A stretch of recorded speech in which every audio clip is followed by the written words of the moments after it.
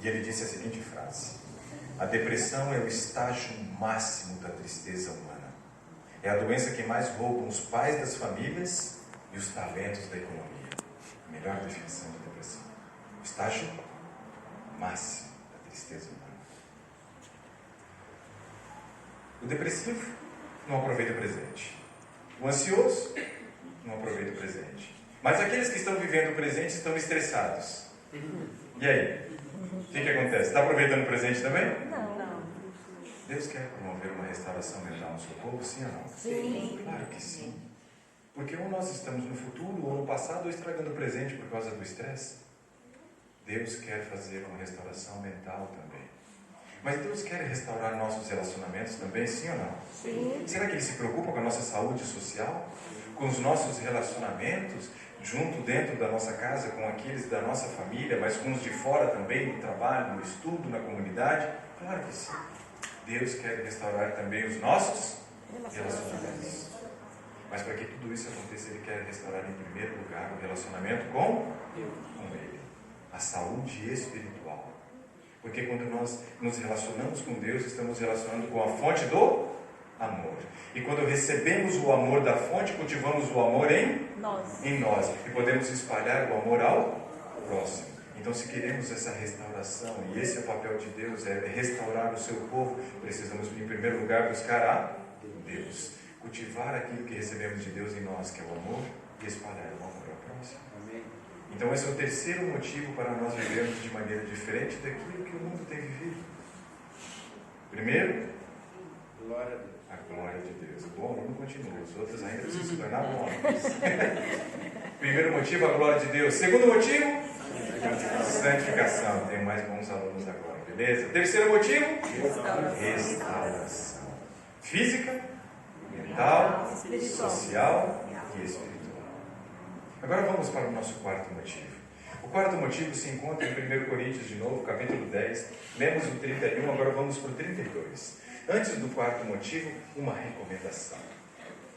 Olha só a recomendação de Paulo.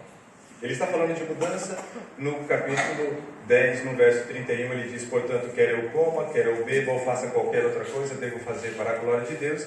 E agora ele vem trazendo uma recomendação, dizendo que ele não deve se tornar uma pedra de... Para quem? Judeus. Quem mais? Gentios. Nem tampouco para quem? Para a igreja de Deus. Veja, num processo de mudança, num processo de continuar avançando na santificação, nós temos alguns problemas que podem ocorrer. Tem alguns problemas. Você está mudando para a glória de Deus, está buscando a santificação, só que o problema é que algumas pessoas, nesse processo de mudança, elas acabam se perdendo. Principalmente no avanço da santificação. Alguns, às vezes, sobem degraus na escada da santificação, então ele subiu alguns degraus, e ele começa a olhar o povo de cima, se achando superior, melhor, soberbo, boa palavra, e começa a achar que virou juiz. Às vezes ele começa a achar que ele tem agora a capacidade, porque ele subiu degraus na escada de santificação, de começar a julgar o outro. Ó, tá vendo a vida do fulano? Está daquele jeito, mas também é o que ele come. Está vendo fulano? Olha lá, fica assistindo aquelas coisas na TV. Você não foi escolhido para ser juiz no povo de Deus. E isso tem causado dissensão na igreja, separação na igreja, e impedindo que nós avancemos em direção a fazer o que é certo, para nos prepararmos para o grande evento do encontro com Cristo. Vocês estão percebendo que tem um problema também? Mesmo que você esteja por motivos certos, certo, escolhendo fazer aquilo que é da vontade de Deus, você pode fazer de maneira destemperada. Lá em Apocalipse, no capítulo 3, falando a respeito da igreja de Laodiceia, tem uma recomendação. Diz assim: quem deras fosse quente ou frio.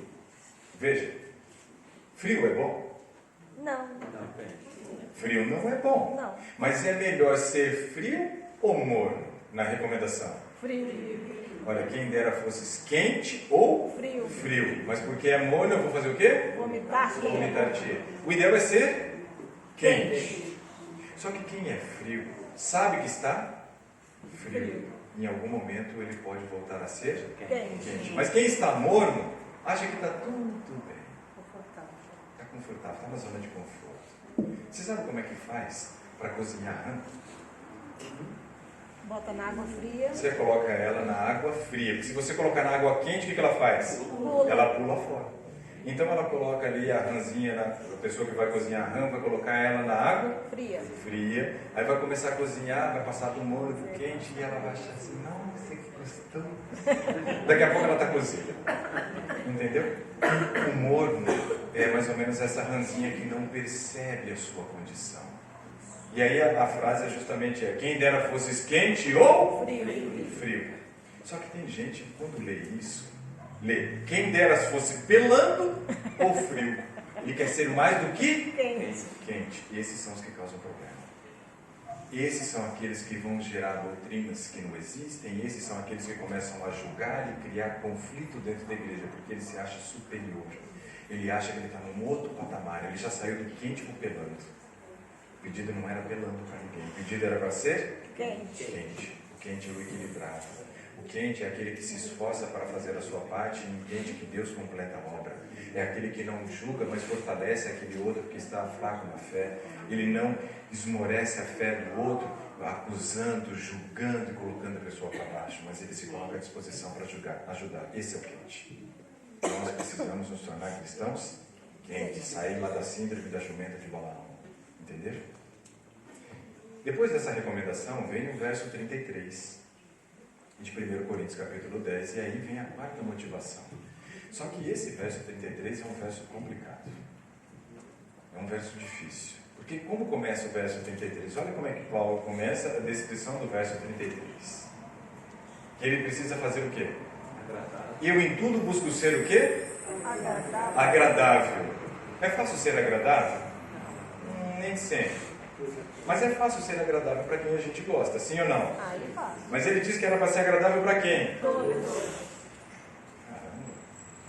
Todos inclui aquele que me maltrata, aquele que me persegue, aquele que faz bullying comigo, aquele que roubou o namorado ou roubou a namorada. Esse negócio não é fácil não. A Bíblia tem uns textos que a gente fica pensando, o que está aqui, né? Esse é um deles. Eu em tudo busco ser agradável para todos. Mas vai piorar. Vai piorar. Grava essa frase, tudo que é ruim pode piorar. Esse é um texto que faz isso. Porque primeiro ele te diz o seguinte, você precisa ser agradável para todos. E aí continua dizendo, não buscando o meu próprio Mas peraí, além de ser agradável, eu ainda tenho que fazer todas as minhas mudanças, viver da maneira como devo viver, e isso não é pensando em mim? Não, não é pensando em você.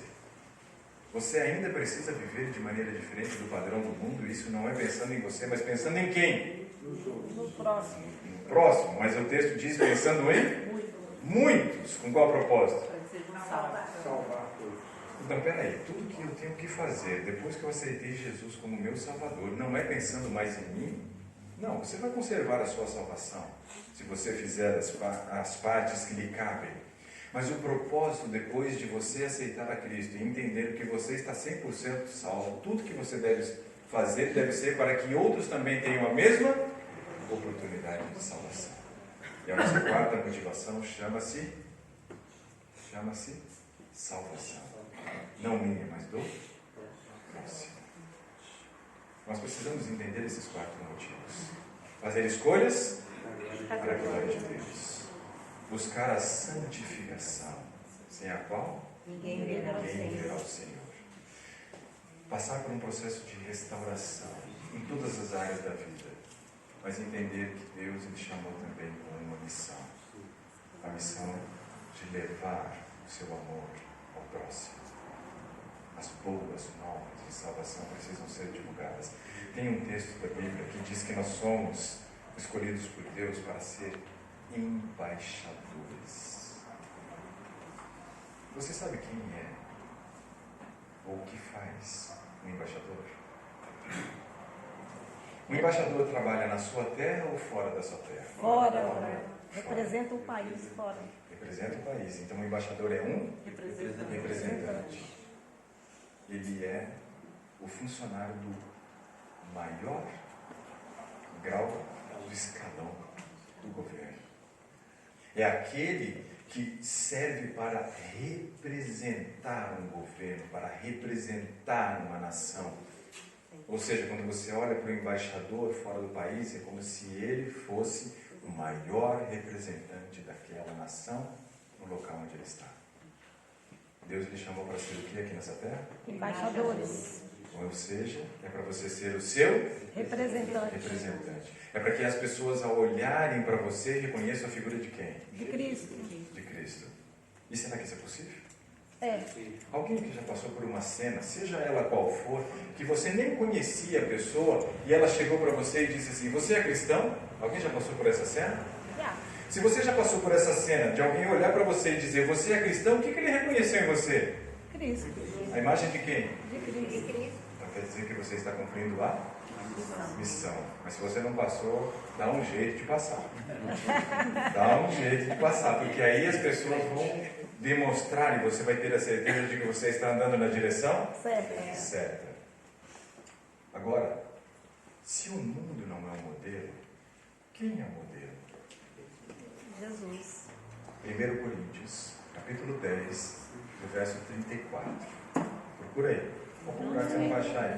Não. Tem sim. Está no 33 aí. Não. Eu quero 1 Coríntios 10, 34. Acha aí para mim. Ah, não sei. 1 Coríntios 10, 34 está no 1 Coríntios 11, 1. Tem um erro de divisão de capítulo aí. Depois você pergunta para o Diego que ele explica para você, né, por que isso acontece. Mas nem todo capítulo na Bíblia foi dividido da maneira certa. Esse é um erro clássico. Porque onde começa o capítulo 2, o capítulo 11? No verso 33. 2, não é? Porque olha lá, no verso 2 é quando tem um subtítulo dizendo sobre o que vai ser trabalhado. Então ali diz o uso do véu na igreja de Corinto. Mas o verso 1 do capítulo 11 não ficou fora de contexto, não ficou perdido. Então ele não faz parte do 11, ele faz parte do 10. Corrija aí na sua Bíblia. 1 Coríntios 10, 34. Então.